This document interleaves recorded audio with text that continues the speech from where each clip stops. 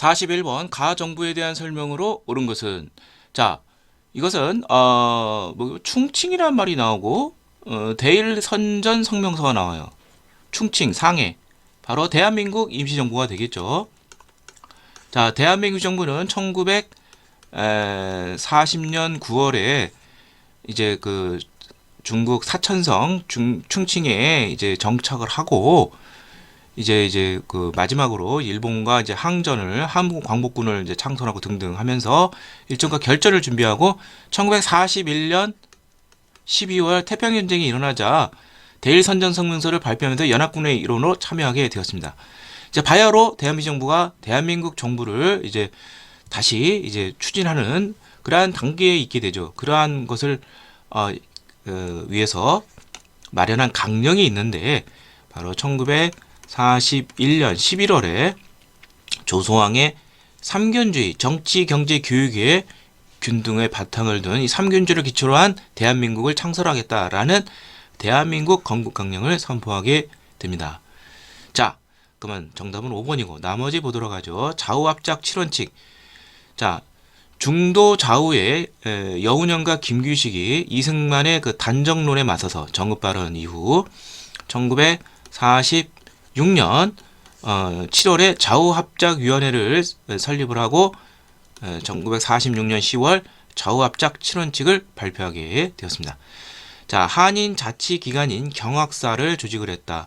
자, 신민회가 있죠. 국권 회복을 위한 애국개몽단체 신민회가 거기 회원들 중 많은 사람들이 이회영, 이시영 형제, 이상용 등등등이 서간도, 삼원보 지역에 정착을 해서 여기다가 한인 자치기관으로 경학사, 그 다음에 학교, 군사교육까지 겹들인 신흥강습소, 신흥무관학교가 되죠. 이런 것 등을 조직하게 되죠. 이게 1911년에 있었고요. 그 다음에 신채호 선생님이 쓴 조선혁명선언을 활동 지침으로 삼은 단체는 의열단입니다. 1923년 신채호 선생은 김원봉, 의열단이 이끄는 김원봉의 요청을 받아서 이 조선혁명에서 의열단의 활동 지침은 무엇이냐? 민중의 직접적 폭력혁명을 주장을 하고 의열단이 해야 될 일은 일제 요인암살, 식민지 착취 기간 이런 것 등을 파괴해야 된다. 이렇게 목표를 삼았죠. 한국 맞춤법 통일안과 표준어 제정, 또 우리말 큰사전 이런 것과 관련된 단체는 조선어학회가 되겠죠. 정답은 5번이 되겠습니다. 42번 가사건에 대한 설명으로 옳은 것은 자, 기념관에 있는 이 비석에는 왜 아무 글자도 없지? 뭐뭐의 역사평가가 아직 마무리됐다. 이것은 제주도에서 일어난 사건으로서 남한의 단독 선거를 반대하는 무장대와 좌익 이를 제압하는 토벌대, 분경 플러스 서북청년단 등이 있죠. 바로 제주 4.3 항쟁이 되겠죠. 1948년 재헌 국회를 위한 50총선이 있게 되는데 이거를 반대하는 세력이 굉장히 많았어요. 그래서 이 과정에서 많은 사람들이 희생을 당했습니다. 그래서 이들은 뭐 거의 이제 좌익으로 몰려서 이 희생자들이 그러다가 2000년 김대중 정부 때 이들을 위한 명예회복반 특별법이 제정이 되어서 어느 정도 이제 회복은 되었습니다. 정답은 3번이 되겠고요. 자, 유신헌법 철폐. 유신헌법은 1972년에서 1980년 사이에 있었던 그러한 악법이고요. 악헌법이 되겠고, 이거는 뭐 야당, 뭐 시민, 종교단체들의 뭐 3.1 민주구국선언이라든지 민청항쟁 사건 뭐 이런 것들과 관련이 되겠죠. 통일주체 국민회의가 설치되는 결과다. 이건 유신헌법 제정 1972년 10월에 이거와 관련이 있는 것이고 4.13 호원철폐와 독재대등 군을 내었다. 이거는 민주화운동 중에 하나인 6월 민주항쟁이 되겠죠. 1987년 4.13 호원철폐는 이제 전두환 정부가 당시 야당과 시민들의 직선제 요구를 찬물을 끼얹는 현행법을 그대로 지키겠다. 대통령 간선제와 관련이 된 것이죠.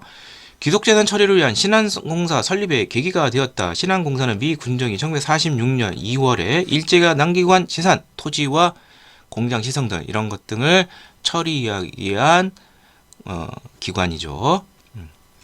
자, 정답은 3번이 되겠고요. 43번 가전쟁 중에 있었던 새로운 것은 국민보도연맹 사건과 관련되어 있는데 뭐뭐의 와중에서 죽임을 당했다. 이들이 바로 6.25 전쟁이죠.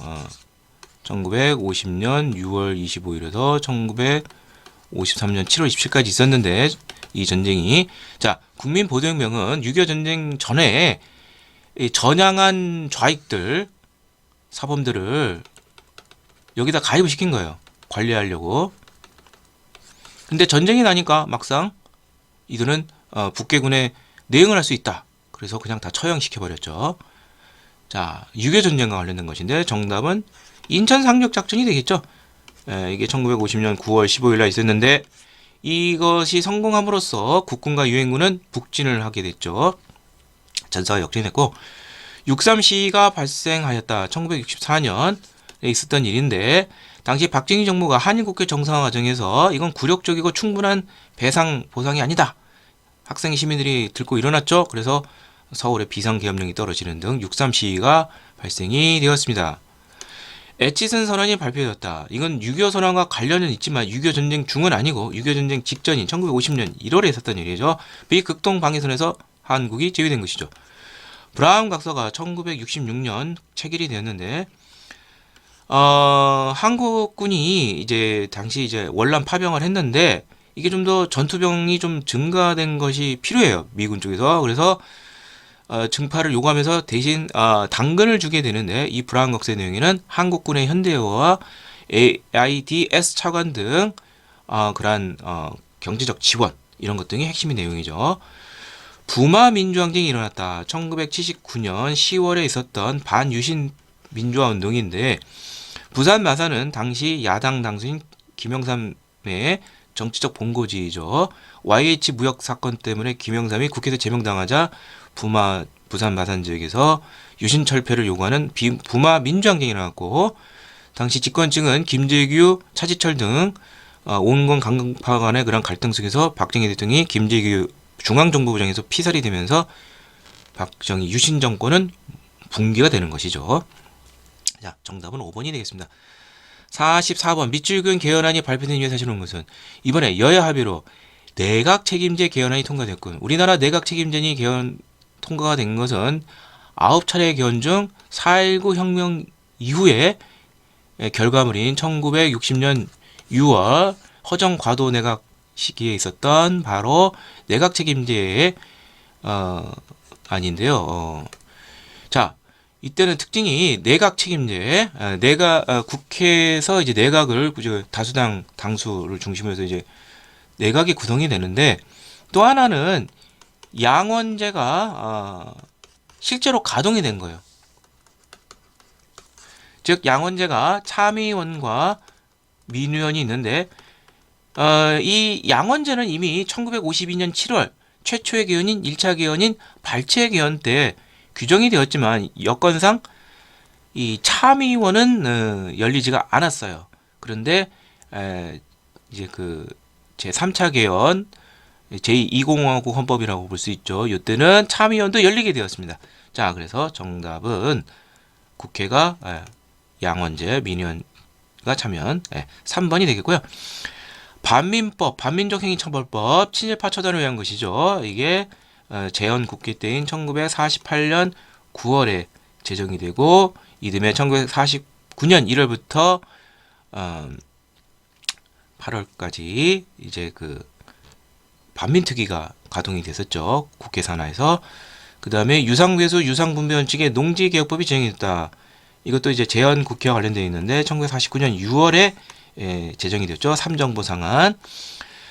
자, 대한민국 해방 후에 한국의 임시정부 수립을 위해서 이제 모스크바 삼국 외상회의 결정해서 미소 공동위원회가 열리게 되는데 1차, 2차 다 똑같은 문제로 결렬이 되었습니다. 특히 2차 마지막 미소 공동위원회는 1947년 5월에 시작을 해서 대략 한 8월쯤에 이제 결렬의 움직임이 나왔어요. 즉 이거는 뭐냐면 1차, 2차 미소 공동위원회 결렬된 이유는 이 미소와 이제 그 한국의 사회 정당 단체가 협의를 하는데 여기 어떤 단체를 포함시킬 것이냐. 미소는 자국에 유리한 즉 소련은 모스크바 삼국 외상회의의 결정을 지지하는, 이건 뭐 주로 좌익이 되겠죠. 이런 단체들만 받아들이자, 미국은 뭐든 다 받아들이자. 그래서 결렬이 된 것이죠. 결국 미소 간 합의로 안 되니까 1947년 9월 유엔으로 미국은 상정시키죠. 한반도의 정보 수립 문제를. 그 다음에 평화 통일을 주장하던 진보당의 조봉암이 이승만 정권인 1958년에 구속이 되는데, 그 이유인 즉 1956년 3대 대선에서 조봉암이 돌풍을 일으킵니다. 이승만의 어떤 위협 세력이 되는 것이고, 그가 조직한 진보당은 평화통일론, 이승만은 북진통일이죠. 그래서 1958년 진보당을 전격 해산시키고 조봉암마저도 간첩 혐의 등으로 인해서 이듬해에 1959년에 처형을 시킵니다. 이른바 뭐 사법 살인이라고도 볼 수가 있겠네요. 정답은 3번이 되겠습니다. 45번 다음 정부 시기에 볼 수 있는 모습. 박정희 대통령 얼굴 나오고 포항제철소 1차 석유 파동 100억 불. 요건 뭐 잘 알아둬야 되죠. 1977년 박정희 정부죠. 박정희 정부 시기의 사회 경제 모습인데, 자, 쭉 보면은 박정희 정부와 무관하다는 걸 쉽게 알 수 있는데, 5번은 생소하지만 이게 박정희 정부예요. 속어를 하면 5번이라는 걸 쉽게 알 수 있는데, 정부의 도시정책에 반발해 시위를 하는 광주 대단지 이주민, 광주 대단지 사건이라는 게 1971년 8월에 있었어요. 자, 박정희 정부는 뭐 군정까지 포함하면 1962년부터 할 수 있고, 61년부터 볼 수 있고, 63년 12월부터 1979년 11.6 사태, 뭐 이따가 뭐 정보라고 볼 수 있는데, 아무튼 뭐 다 포함이 돼요. 해당이 되죠. 이 광주 대단지 사건이라는 건 무엇이냐면, 박정희 정부가 급격한 산업화를 하게 되죠. 그러면 따라서 도시화도 있게 되고 2천양도가 되면서 도시에 또 빈민이 또 많아지게 돼요. 이 문제를 해결해야 돼요. 정주 공간. 그래서 이들을 서울 외곽에 광주 쪽에 이제 집단 이주시키려고 대단지를 설립을 하는데, 오늘날 성남시 그 중에서도 저쪽 그 중원 수정구 쪽이 되는데, 이쪽으로 대거 몰았는데 뭐 허허벌판에 아무 정주 시설이 없어요. 폭발이 한 것이죠. 폭동이 난 것이죠. 자, 나머지 보도록 하죠. 최저임금법 제정으로 최저임금 심의하는, 최저임금법은 전두환 정부 때 1986년에 제정이 돼서 1988년 1월부터 시행이 됐습니다. 금융실명제에 따라 신분증 제시를 요구하는 은행원. 이거는 이제 김영삼 정부의 업적이죠. 1993년. 한칠레 자유무역협정. 최초의 우리나라 자유무역협정 FTA죠. 노무현 정부죠. 2004년. 전국 민주노총연맹 창립대에 참가한 노동자. 이거 김영삼 정부 때죠. 이것도 역시 1995년 이후죠. 자, 정답은 5번이 되겠습니다. 46번 가민주화운동에 대해 설명하는 것은 민주화운동 3대 민주화운동 4.19 1960년 5.18 1980년 6월 민주항쟁 1987년 요 세 개가 있습니다. 이게 일어나게 된 원인, 결과, 의의 등을 알아둬야 되겠죠. 자, 요거는 계엄군 나오고 시민군 나오고, 시민군 나오면 5.18 광주 민주화운동이죠. 무력으로 저항까지 했습니다. 실패했지만. 자, 5.18 광주 민주화운동의 원인은 무엇이냐? 5.18의 전단인 5.17 당시 전두환 노태우 등이 이끄는 신군부가 당시 이제 그 학생들 시위 이런 게 굉장히 많죠. 이런 것을 빌미로 해서 5.17 전국 비상계엄을 확대하게 됩니다. 여기에 이제 저항을 한 것이죠. 자, 그래서 정답은 4번이 되겠고요. 자, 나머지 보도록 하죠. 1번과 3번은 6월 민주항쟁 1987년 이거와 관련되어 있는데, 6월 민주항쟁이 일어난 것은, 자, 여기 본 것처럼 박종철 고모치사 사건이 1987년 1월에 있었는데, 전두환 정권의 비도덕성이 드러나면서 분위기가 일어나죠. 그 와중에서 전두환 정부가 4.14 호원 조치, 당시 국민들의 명은 대통령 직선제인데 대통령 간선제 현행법을 고수하겠다는 것이죠. 그래서 시민들이 이제 시위를 하게 되죠. 6월부터. 이 와중에서 연세대생 이한열이 희생이 되자 더 격화가 되면서 더 규모가 커지고, 결국 6.29 민주화 선언을 통해서 노태우의 6월 민주항쟁은 현행 헌법 대통령 직선제 개헌으로 성공적으로 막을 내리게 되었습니다. 경무대로 향하던 시위대가 경찰의 총격을 받았다. 이거는 1960년 4.19 12.혁명 관련됐죠. 3.15 부정선거에 항의하던 이를 이제 그 이승만 정부가 막 강경적으로 대응을 하고 여기에 이제 최종적으로 이제 폭발한 것이 이러한 시위대가 오늘날 청와대는 경무대로 갔는데 여기에 대해서 발포를 해요. 어린 학생 시민들에 대해서 약 200여 명 이상이 사상을 당했죠. 예. 결국 이 사건 이후 결국 이승만 정권은 붕괴되었죠. 자, 그 다음에 3회 민주구국선언 1976년에 있었는데 긴급처치 집회 이거 유신 독소 조항이죠. 예, 반유신 투쟁이 되겠죠. 자, 정답은 4번이 되겠습니다. 47번 가와나 사이식에 쓴 사실로 옳은 것은 자 6.15 남북공동선언에 친절하게 되어 있네요. 2000년 김대중 정부 그 다음에 10월 4 2차 남북 정상회담이죠. 2007년 노무현 정부인데 남북한 통일을 위한 노력 예전에는 이제 3개만 외우면 됐어요. 박정희 정부의 7.4 남북공동선언 그 다음에 노태우 정부의 남북 기본합의서가 있는데 이제 요즘은 이제 노무현 정부까지 나오는데 6.15하고 10월 4 남북정상선언은 뭐 성격이 비슷하고 6.15가 너무 강력한 이미지고 이거는 뭐 별 그렇게 구체적인 내용은 없어요.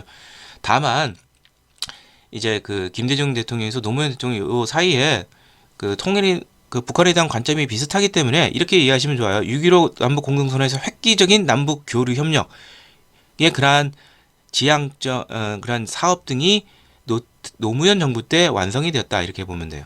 그래서 6.15 남북 공동선언의 그 결과물 후속 조치 3개는 외워둬야 되죠. 자, 무엇이 있느냐? 개성공단 건설, 이산가족 상봉, 남북 그 철도망 연결이 있죠. 교통로 연결. 그 중에서도 뭐 경의선이 대표적이 되는데 이런 것 등이 있습니다. 자, 그래서 정답은 쉽게 3번이 되겠죠. 개성공업지구 건설이 착공이 됐다. 합의를 하고 개성공단 합의를 하고 노무현 정부 때 이제 완성해서 입주를 하게 된 것이죠. 물론 이제 박근혜 정부 때 이제 현재는 이제 폐쇄되고 다 철수를 했죠. 자, 정답은 3번이고요. 1, 2번은 바로 7.4 남북공동성명, 박정희 정부의 7.4 남북공동성명하고 관련이 되어 있습니다. 최초로 남북 간에 이제 통일을 위해서 합의를 한 문서죠. 자주평화 민주기 대단결, 그 다음에 남북조절위원회와 한라인 직통전화 개설. 뭐 한때 이제 통일이 가까운 것처럼 느꼈지만 유신과 북한은 사회주의헌법 주석 체제로 오히려 독재 체제가 강화되죠. 자, 두 번째가 노태우 정부의 남북 기본 합의서인데 1991년 12월에 있습니다. 같이 세트로 남북한 비핵화 공동선언도 있었습니다. 이건 노태우 정부의 업적인데 남북 기본 합의서라는 것은 화해와 불가침, 교류 협력 이런 거를 하자는 것이고 비핵화 뭐 말만 들으면 이것이 뭐 최고의 그런 합의된 것인데 너무 추상적이고 이루어진 건 아무것도 없죠. 노태우 정부 하나 더 알아자면 1991년 8월에 남북이 UN 동시 가입을 하죠. 예. 이것도 좀 알아두시고요. 자, 그 다음에 꼭 선지에서 꼭 나오는 거 전두환 정부의 업적. 의외로 이산가족 상봉은 전두환 정부 때 최초로 있었다는 거. 그래서 전두환 정부가 1985년 9월에 각각 서울과 평양에서 남북한 교환 방문이 있게 되죠. 이산가족. 정답은 3번이 되겠습니다. 48번 가문화유산에 대한 설명으로 오는 것은 자, 이거는 왕실이나 국가의 큰 행사가 있을 때 일체의 관련 사실을 글과 그림으로 기록한 책 조선왕조 또는 조선왕실 의궤라는 것이 되겠습니다. 자, 이렇게 귀한 자료 어디다 보관하느냐? 자, 우리나라의 훌륭한 임금 정조께서는 이거를 귀장각에 보관하는데 귀장각도 백업 시설을 또 갖춰놨어요. 우리나라에서 제일 안전한 것 중에 하나가 이제 강화도가 있죠. 그래서 강화도에 외 귀장각을 설치를 하고 여기다도 보관이 돼 있었고요. 의궤라는 것 자체가 이런 행사 이런 것을 글과 그림으로 기록한 것인데 여러 개를 만들고 그 중에서도 특별히 왕이 보는 것 이걸 어람용이라고 하죠. 이거는 꼭 따로 별도로 만들어놔야 되죠. 자, 그래서 정답은 디귿과 리을이 되는데 5번이 되는데 이 외규장각에 있던 이 자료가 병인양요 1860년 프랑스군이 약탈을 해가요. 프랑스에 있던 것이 1970년대 초에 당시 이제 파리 국립도서관에 이게 소장되어 있었는데 당시 한국인 사서 박병선 박사가 이거를 알아내고 세계에 알려지고 유네스코 세계 기록유산에 등재가 되고 또한 이후 우리나라가 환수 노력을 해서 현재 다 환수가 되었습니다. 자, 기역과 니은은 조선왕조 실록과 관련된 건데 조선왕조 실록은 핵심 사료가 뭐냐면 사초 사관이 왕을 졸졸 따라다니면서 그 언행을 기록한 것과 왕위에 출렁하는 연당은 승정원이 각 관청의 일지를 귀합을 해서 일정 길 때마다 이제 발행하는 문서죠. 이런 것들을 이제 시정기라고 하는데 이거를 기본이 되는 사료고요. 편년체 시간 순으로 기록한 편년체라는 거. 정답은 5번이 되겠습니다. 자, 49에서 50은 세트 문제인데 우리나라 역대 관리 등용 제도에 대한 설명입니다. 문제입니다. 관리를 등용하는 거를 이제 선거라고 그래요. 그래서 뭐 고려사, 식화지, 선거, 이런 말 나오죠. 자, 여기에 이제 우리나라 최초의 이제 그 독서 상품가가 처음 가에 나오네요. 원성왕 때, 통일신라기 원성왕 때인 788년에 통일신라의 최고 교육기관 국학생을 대상으로 해서 독서 능력에 따라서 상, 중, 하로 나눠서 관리를 등용시키는 것이죠. 자, 그 다음에 나는 후주 출신 기하인 쌍기가 건의해서 이지도가 마련했다. 고려 광종 때에서 마련이 된 과거제가 되겠죠. 예. 그러니까 이거는 고려의 과거제가 되겠고요. 자, 고려의 과거제는 조선하고 좀 달라요. 조선은 문무과 잡과가 있었는데 고려는 자, 여기 보면 시부 성위 시문처로 시험을 하여 진사를 뽑는다. 이거를 문장을 능력을 보는 것이죠. 이거는 제술업이라고 그러고 겸하여 명경업, 경전의 선, 명경업 여기 뽑힌 사람은 이제 생원이라고 하는데 요게 이 두 개가 문과에 해당이 되고 의업, 복업 등 이런 것 등은 잡업, 잡과에 해당이 됩니다. 그리고 또 하나가 승과도 있었어요. 자, 근데 고려는 무과가 사실상 없는 거랑 마찬가지예요. 공식적으로는 1390년 고려가 망하기 2년 전에 공양왕 2년에 마련이 되었기도 하고 1109년 고려 예종이 이제 국학 7제 중에 무학제도 있었다. 그걸 보는 사람도 있기도 했지만 사실상 제도화된 것으로 보긴 좀 그렇죠. 자, 그 다음에 다는 조광조 기묘사림의 대표적인 인물이죠. 자, 이거는 천거한 사람을 간단한 시험을 보는 것인데 이 제도는 한에서 시행한 혈량방정과 줄여서 이것은 혈량가라고 볼 수가 있죠. 기묘년에 이때 시행이 돼서 많은 사람들이 등이 됐죠. 사림들이. 자, 라를 보면 제4조 의정부인 갖고 판인관이 많고 어쩌고저쩌고 외국 유학생 나오고 그러면 이건 개양 이후라는 걸 우리가 유추할 수 있고 그렇다면은 그러면 조선시대 과거제가 폐지된 게 1차 갑오개혁이 되겠고 그러면 그거를 대체할 제도가 필요하겠죠. 그래서 선거조례라는 것을 통해서 근대식으로 관리를 임명하게 됩니다. 그것은 각 관청에서 그 능력을 보고서 시험을 통해서 이런 말이 나오죠. 시험, 문필, 산술 등등등등. 예. 그래서 오늘 아침은 이제 고시에 해당이 되는 거겠죠. 예. 이게 이제 일자 갑오개혁 된 1894년 7월부터 이제 규정이 된 것이죠. 자, 이렇게 알아두고서 문제를 풀어보도록 하죠.